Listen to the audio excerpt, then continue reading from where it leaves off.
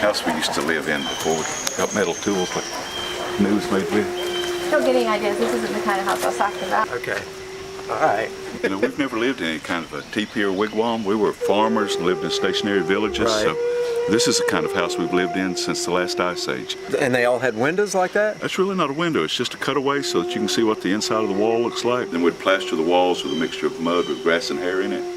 Thatch roof raised in the middle to let smoke out. Did you live with this instead of Myers Park? That's not what I had in mind when we talked about looking for a house. How many but people it is live in pretty there? cool. 6 or 8 would use this for sleeping quarters and a kitchen. 6 you or know, 8? that would- That's like a We didn't mansion come here for you, shopping me, and for a house. Charlie. We came here to learn about the Cherokee, okay? Stop talking about yourself and let's learn, okay?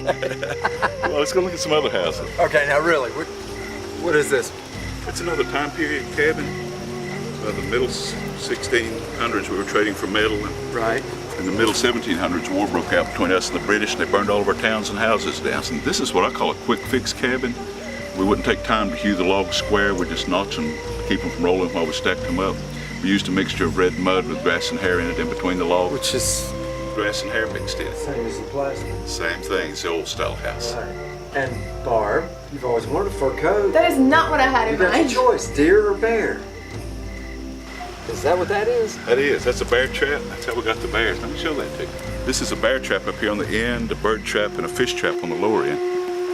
And so that thing would just come down and just whack them. We'd put bait on a trigger mechanism, the bear would pull on the bait, cause the log to fall, and either break his back or pin him down until the hunters got to him. Wow. Okay, next model.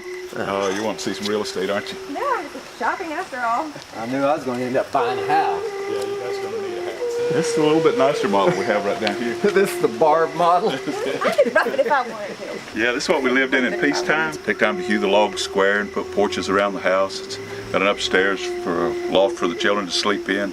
Yeah, you can tell they took a lot more time with the boards. Yeah, they took a lot of pride, put a lot of pride in their homes. Now, what are these hanging here? This is a deer skin and a fox skin and a bobcat skin. Hey, Barb, What? Shaylu, What? come here. What are you doing in there? This is our sweat logs.